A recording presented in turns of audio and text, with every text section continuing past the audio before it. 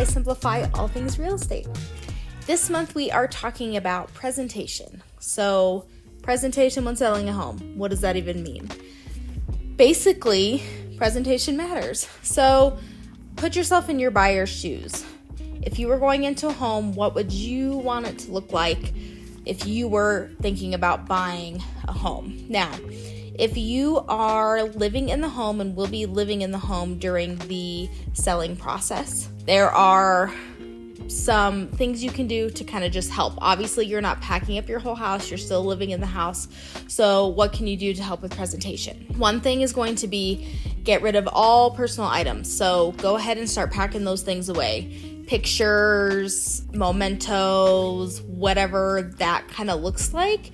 You want your home to look clean, presentable, and you want your buyers to be able to picture their life in your home and not necessarily your life in what could be their new home. Also, start packing things away. So you're already going to pack away your personal items, but start packing things you may not use as often, or start getting rid of stuff that you never use anymore.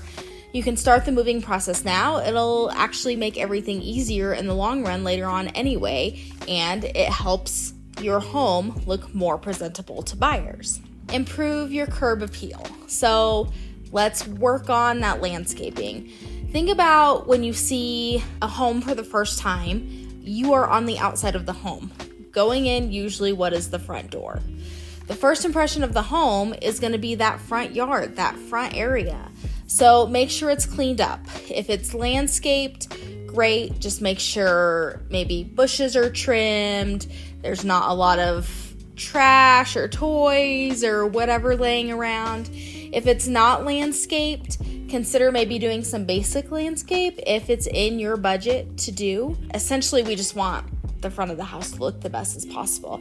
I will say that also goes for the backyard, not as important as the front, but a lot of people, especially I feel like in Colorado, a ton of people have dogs and whatnot, so they may not care, but on the other hand, they may want like a nice yard for the dogs, plus a nice space that they can hang out or the kids can run around or whatever that looks like. So if the backyard is not landscaped, maybe consider throwing some sod back there as well as some rock. It's a lot of work, but you could do it yourself or hire a landscaper.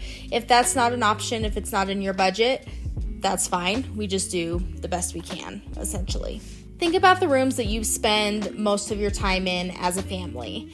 I think those rooms are important to kind of stage or at least spruce up a little bit.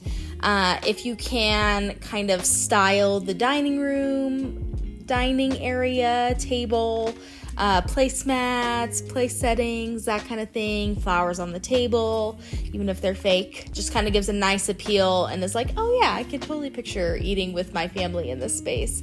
Obviously your like living space, your living room, make sure that that is kind of cleaned up and again looks presentable. Maybe cleaned up or new pillows on the couches. Make sure that the entertainment center isn't too crowded. Put away like, I don't even know if this is a thing anymore for people. It is at our house, but put away DVDs just so it looks kind of clean and nice and homey. I think that if you can kind of bring in like a homey, neutral kind of vibe into the living space, that can make a real difference. If you can stage your outdoor area, I think that is also a great idea.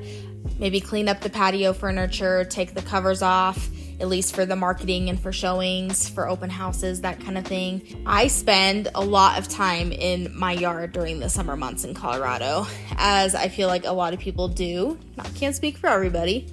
Everybody kind of does their own thing, but I think it could be important for families to see a nice outdoor sitting area or whatever that they can kind of picture themselves sitting outside in the summertime or whenever it's nice. I also think it's nice to moderately cater to the season. If it's Christmas time, I wouldn't go all out. Again, you don't want the home to look cluttered, but a little things here or there I think is fine. If it's summer, you can do like summery flowers, or same with spring, that kind of thing. So you can kind of think about the season, especially like for showings and whatnot, just so that, again, it's all about getting your buyers to really picture what life would be like if they are living in that house during that time of year. The last few years, we were in a crazy hot seller's market. A lot of people didn't think that it was necessary to put anything towards making your home look nice. I will say that even then, I would encourage my sellers to clean up, take down the personal items, all that stuff. But especially even now, it's crucial in order to get your home sold quickly and for the best dollar, right? So some things you can do that are a little bit more budget friendly in order to kind of spruce up your home as far as like repairs go. Fresh coat of paint, either the whole house or certain bedrooms. If you have a lot of color, like in the kids' rooms or whatever, I would paint that a more neutral color. Kind of the neutral colors are what's in right now, but it can also, as long as it's light enough, can kind of brighten up the space. So fresh coat of paint, especially around door trims, doors, that kind of thing, if you can. Also, carpet.